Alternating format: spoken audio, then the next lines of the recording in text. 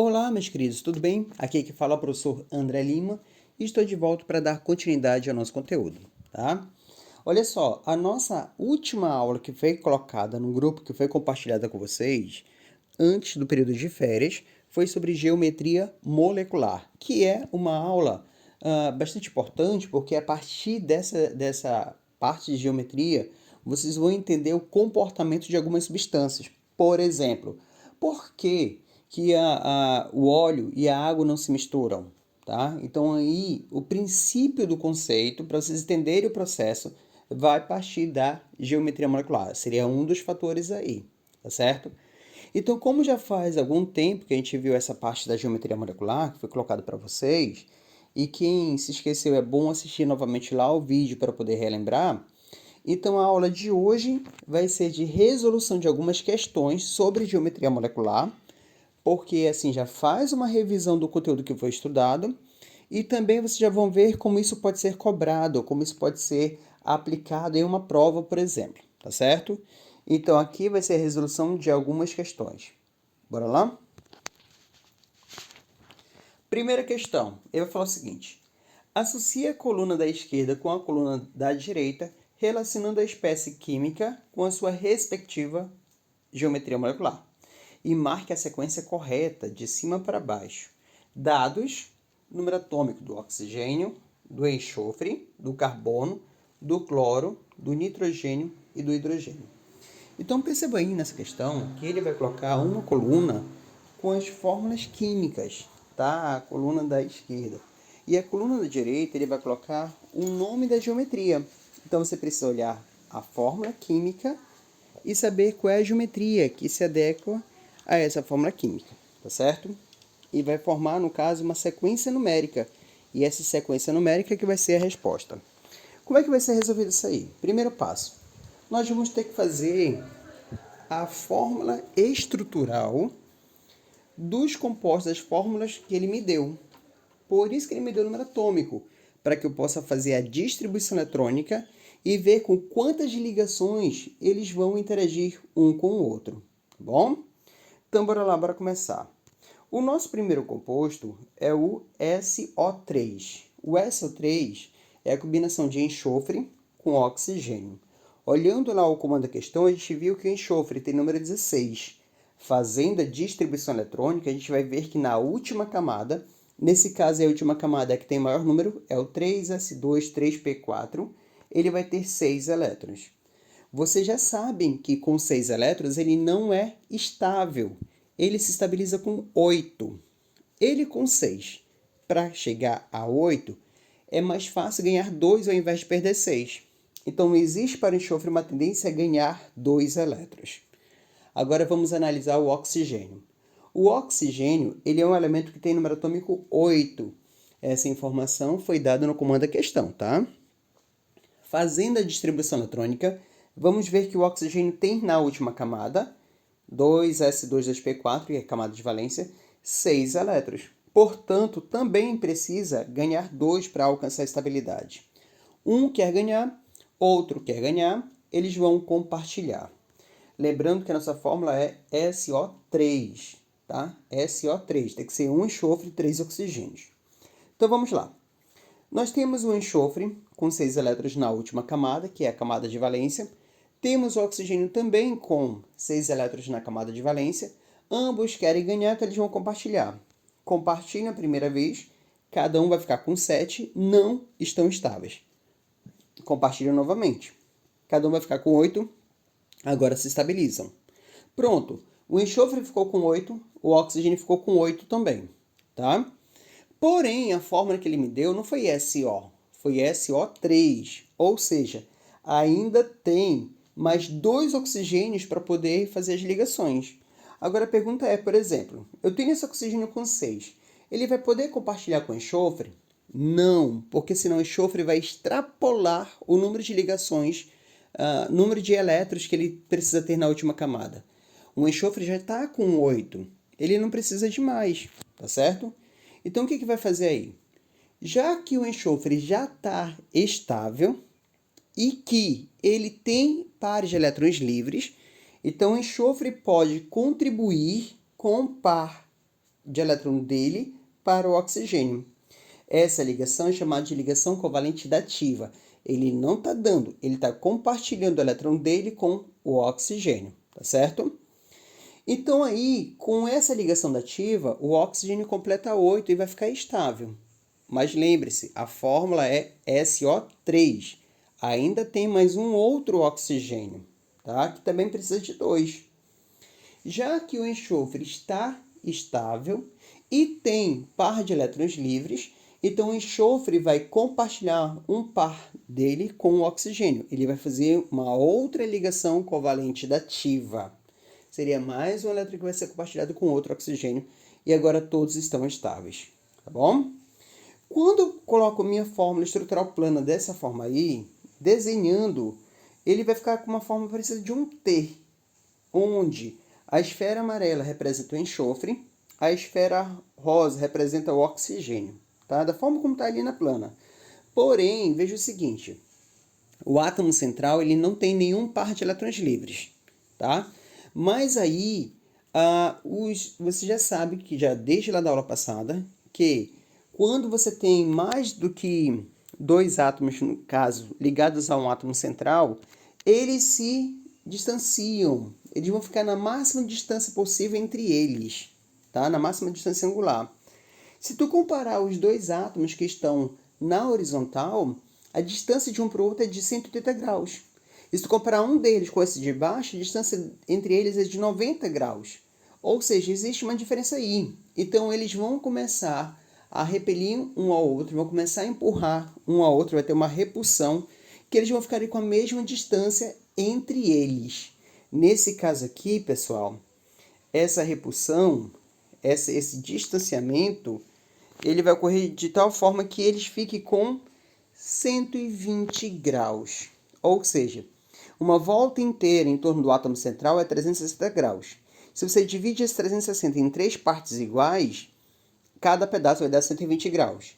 Então, ele vai sofrer essa repulsão, ele vai se reorganizar e agora sim, a distância entre esses átomos vai ser a mesma, 120 graus. Essa geometria ela é chamada de trigonal plana, porque ela forma um desenho parecido com um triângulo. Se você ligar esses pontos rosa, vai formar um triângulo. E todos estão dentro do mesmo plano. Isso quer dizer que, se fosse possível cortar, eu conseguiria cortar todos com apenas um único corte. Tá? Todos estão dentro do mesmo plano. Então, o primeiro composto, SO3, tem uma geometria chamada de trigonal plana. Trigonal plana porque ela tem 4 átomos e o átomo central está sem elétrons livres, tá? Então, onde tem lá escrito trigonal plana, vamos colocar o número 1. Já sabe que minha resposta, o número 1 tem que ser o penúltimo número da sequência. Só dá para poder, por enquanto, eliminar a letra E. Né? Só a única que dá para eliminar a letra E. O segundo composto que a gente vai trabalhar é o PCl, desculpa, eu vou ter que botar PCl5. PCl5, vamos lá. O mesmo procedimento que a gente fez para o primeiro, tá? Pega o número atômico que está lá no comando da questão, faz a distribuição eletrônica, vê o número de elétrons que ele tem na última camada. Nesse caso aqui, a camada de valência do fósforo é o 3s2-3p3, que vai dar um total de 5 elétrons. Para se estabilizar, ele precisa ganhar 3. O cloro tem número 17, a última camada, 3s2-3p5, vai dar 7 elétrons na última camada. Então, o P com 5 elétrons, PCl5 são 5 cloros, cada cloro ele tem 7 elétrons na última camada, querendo ganhar 1, tá? Querendo ganhar 1 para se estabilizar. O fósforo, ele pode sofrer um processo chamado de contração do octeto, tá? Ele pode ter um número maior do que 8 elétrons, ele pode se estabilizar com um número maior que 8 elétrons, tá? Então, eles vão compartilhar, aí o cloro se estabiliza, compartilha, compartilha, compartilha e compartilha, e todos os cloros vão ficar estáveis, tá? E o P ele vai acabar sendo uma extrapolação, ele vai ficar estável com 10, mas isso pode ocorrer, tá? Isso pode ocorrer, é um fenômeno natural mesmo. Bem, eu escrevendo essa fórmula plana aí, ele está parecendo uma estrela, não é isso? Um para cima, um para o lado esquerdo, para o lado direito e dois para baixo. Parece uma estrela. Só que aí, lembre-se que esses átomos eles vão se repelirem e tentar ficar na máxima distância possível entre eles. Então, esses átomos se reorganizam e vão formar essa geometria que é chamada de bipirâmide trigonal. Por que uma bipirâmide trigonal? Os átomos que estão no meio, na horizontal, se tu ligar eles, vai formar um triângulo. Tá? É uma base trigonal. Se tu pegar essas pontas do triângulo e jogar para cima, juntar para cima, vai formar uma pirâmide. E se pegar esse triângulo do meio e jogar para baixo, vai formar uma outra pirâmide. Então é bipirâmide, uma pirâmide para cima, a outra para baixo, com a base trigonal, uma base de um triângulo. Então você vai ter aí essa geometria que tem 6 átomos e o átomo central está sem elétrons livres. A geometria é bipirâmide trigonal. Então aí, bipirâmide trigonal vai terminar com o número 2. Então meu penúltimo número tem que ser 1, o último tem que ser 2. Portanto, nossa resposta está entre a letra B e a letra D de dado. Tá? A próxima fórmula é H2O. O hidrogênio tem número atômico 1. Para se estabilizar, precisa ganhar 1. O oxigênio tem número atômico 8. Na última camada tem 6. Para se estabilizar, precisa ganhar 2. Tá? Então, vamos lá. Hidrogênio com oxigênio. Hidrogênio quer ganhar 1, oxigênio quer ganhar 2. Eles vão compartilhar. Quando eles compartilham, o hidrogênio se estabiliza. O oxigênio ficou com 7. Está faltando ainda para ele.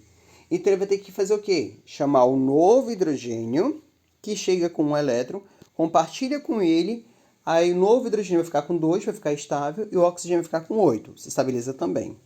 Quando eu escrevo a fórmula plana, ele vai ficar assim, com uma geometria linear, tá? Ele vai ficar linear quando eu escrevo na forma plana, tá certo? Mas, porém, contudo, no entanto, todavia, o par de elétrons livres que tem em torno do átomo central, ele vai provocar uma repulsão sobre essas ligações estabelecidas. Então, quando esses pares de elétrons repelirem, eles também vão ocupar o espaço, ele também vai ser uma nuvem eletrônica. Tá? Então, ele também vai ocupar os cantos de um vértice. Então, quando eu considero esse par de elétrons, a geometria de elétrons ela é tetraédrica. Mas para a geometria molecular, eu não levo em consideração o par de elétrons. Para a geometria molecular, o par de elétrons ele é ignorado. Então, a gente vai aqui, olha, ignorar esse par de elétrons. E a gente vai dizer que a geometria da água é angular. Tá? Na geometria molecular, leve em consideração apenas as ligações estabelecidas. Não leve em consideração o par de elétrons, tá ok? Então, o par de elétrons, sim, ele vai participar na formação, porque ele vai provocar uma repulsão, mas na hora de falar qual é a geometria, você tira o par de elétron. Então, o que vai sobrar para a água? Uma geometria angular. Assim, queridos, angular é o terceiro.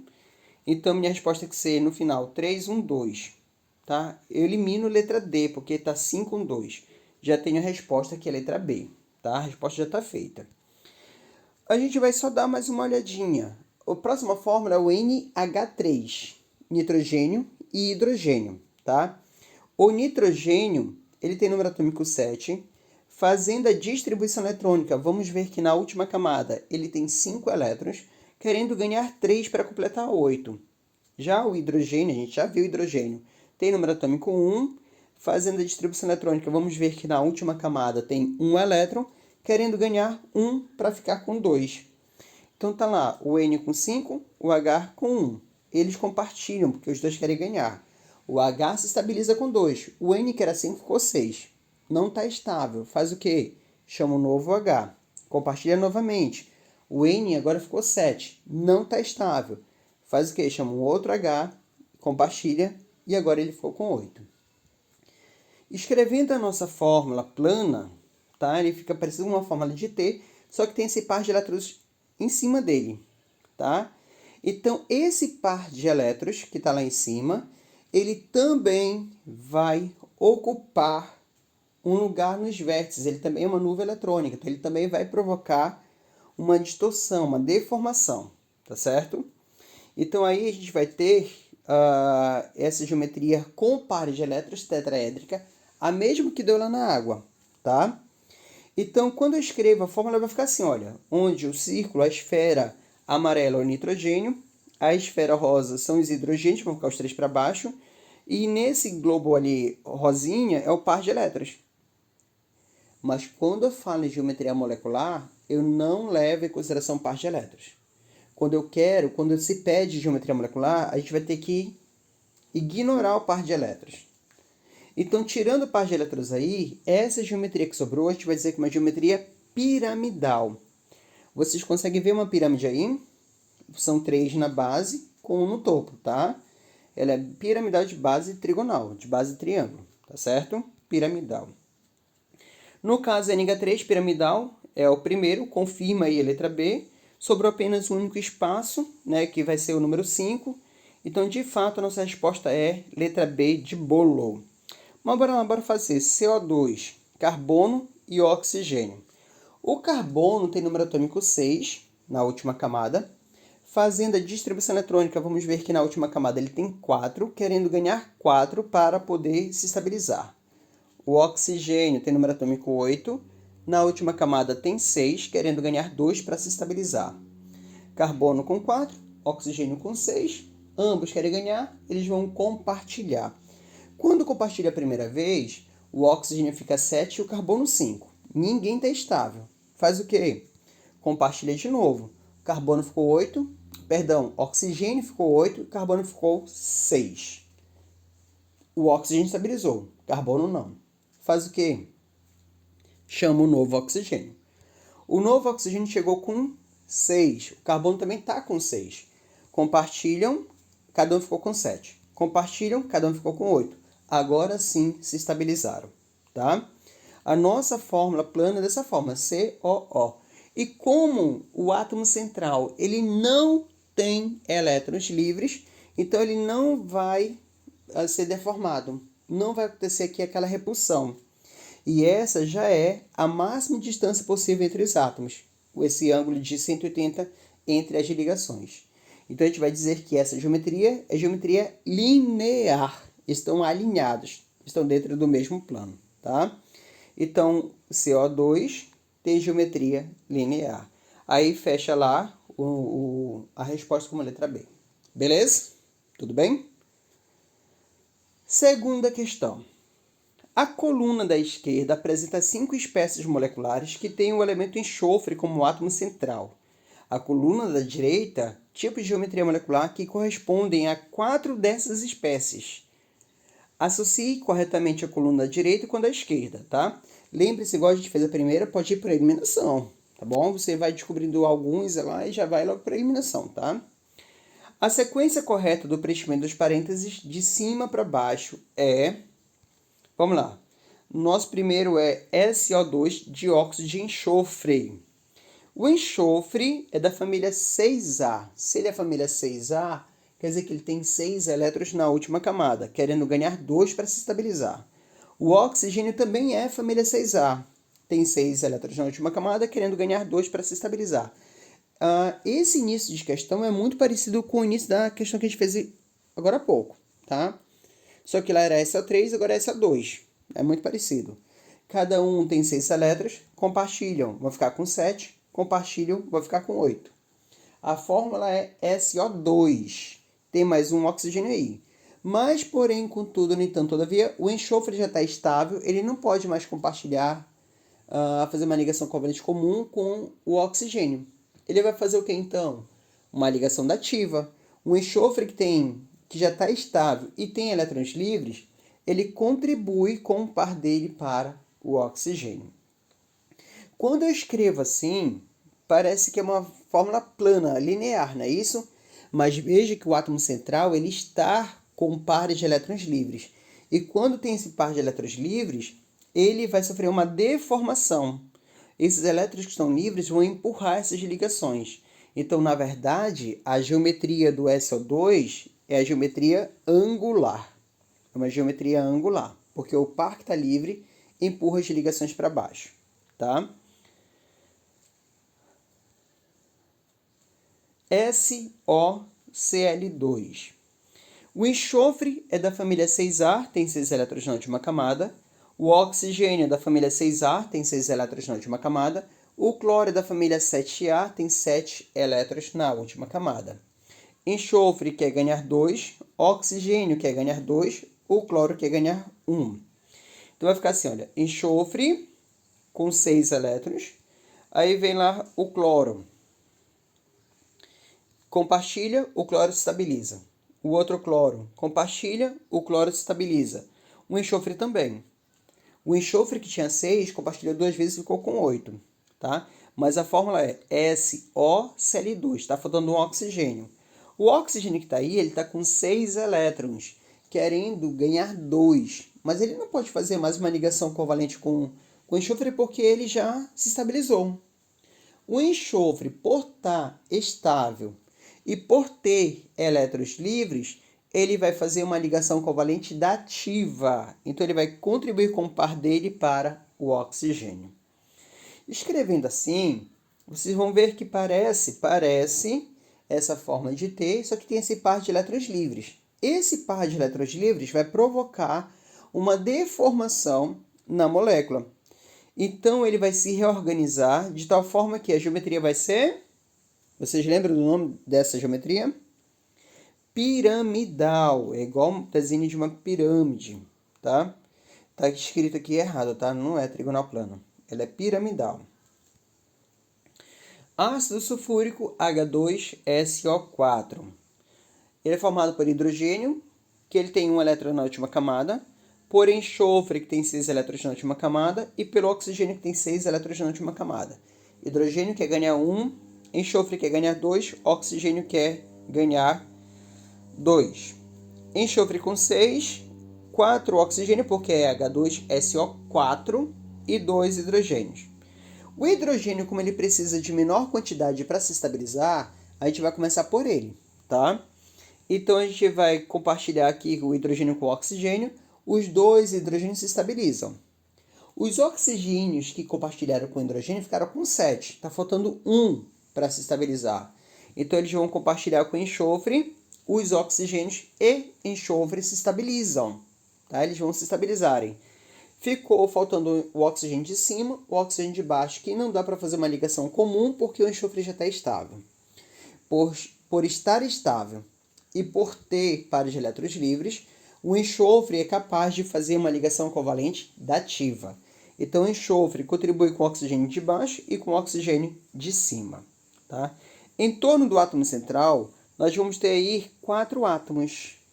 Tá? Vamos ter 4 grupos em torno do átomo central. Lembre-se que eles vão se distribuir de tal forma que fique com a maior distância angular possível entre eles. Então, ele se reorganiza aí e a geometria para essa molécula é tetraédrica. Tetraédrica regular. Tá? Como se fosse os átomos estão nos cantos de um vértice de um tetraedro. Bom? Trióxido de enxofre nós fizemos, foi o primeiro exemplo lá do exercício anterior. Tá? O enxofre tem 6, compartilha fica 7, compartilha fica 8.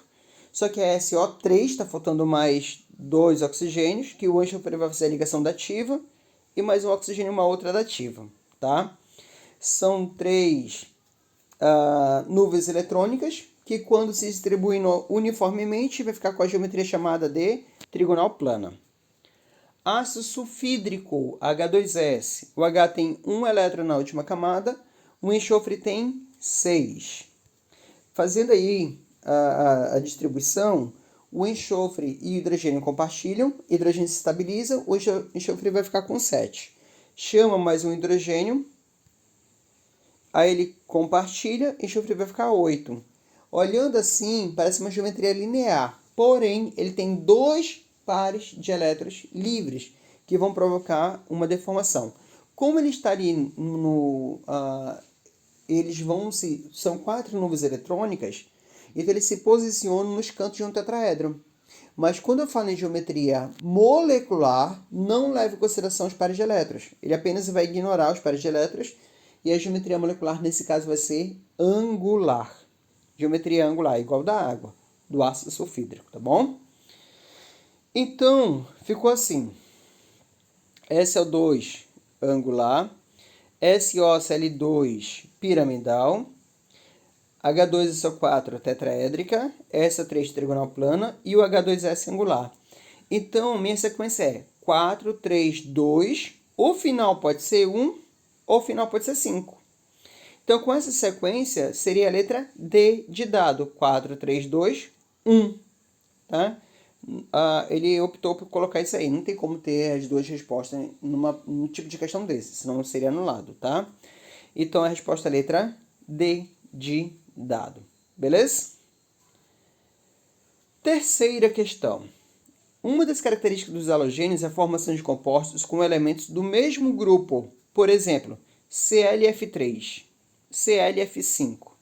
A geometria molecular e a hibridização do átomo central nessas duas respectivas duas espécies são... Então, vamos lá. O Cl é família 7A. Ele tem 7 elétrons na última camada. Então, se você conferir esses pontinhos que tem em torno do cloro, ele tem 7. ClF3. Cada flúor também tem 7 elétrons na última camada. E cada flúor precisa ganhar 1 para se estabilizar. Então, eles compartilham. Cada flúor ficou com 8, ficou estável. E o cloro, ele ficou com 10. Mas aí, lembre-se, ele pode sofrer a expansão do octeto. Não tem problema nenhum, tá bom? No caso do ClF5, ele ficou com 12. Também sofreu expansão, não tem problema, tá bom? Aí vai ser o seguinte, o número de nuvens eletrônicas em torno do primeiro. Você tem 2 pares de elétrons, conta como 2 nuvens. Tem a ligação da esquerda, da direita e a de baixo. Vai dar 5 nuvens. 5 nuvens. Então, nessa sequência, S, P, P, P, D, D, D, D, tem que conferir 5, tá? Então, vai daí... Deixa eu ver se eu consigo pegar aqui rapidinho. Ó, 1, 2, 3, 4, 5. Foi até o 3D. Por então, a gente vai dizer que a hibridização dele é SP3D, porque foi até o 5.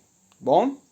No segundo composto, eu tenho um total de 6 nuvens eletrônicas, que são 5 ligações, cada ligação é uma nuvem eletrônica, e o par de elétrons livres.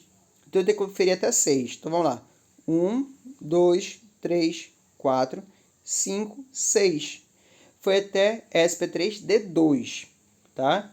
Então, o primeiro é sp3d e o segundo é sp3d2. Eu tenho apenas uma única alternativa com isso, tá? Nessa sequência, que é a letra D de dado, tá? A única alternativa com isso é a letra D de dado. Beleza? Quarta questão. Com base nas configurações eletrônicas dos átomos constituintes e das estruturas de Lewis, dados no número atômico do hidrogênio, carbono e fósforo, determine as fórmulas dos compostos mais simples que se formam entre os elementos hidrogênio e carbono, hidrogênio e fósforo. Qual a geometria de cada uma das moléculas formadas, considerando o número de pares de elétrons? Então, vamos lá. Carbono e hidrogênio. O carbono tem número 6, fazendo a distribuição eletrônica. Vamos ver que na última camada tem 4, para se estabilizar ele quer ganhar 4. O hidrogênio tem número atômico 1, distribuindo na última camada ele tem 1 elétron, querendo ganhar 1 para se estabilizar. Então é o carbono com 4, hidrogênio com 1. Eles querem ganhar, vão compartilhar. Quando eles compartilham, o hidrogênio se estabiliza, carbono não. Chama novo hidrogênio, compartilha novamente.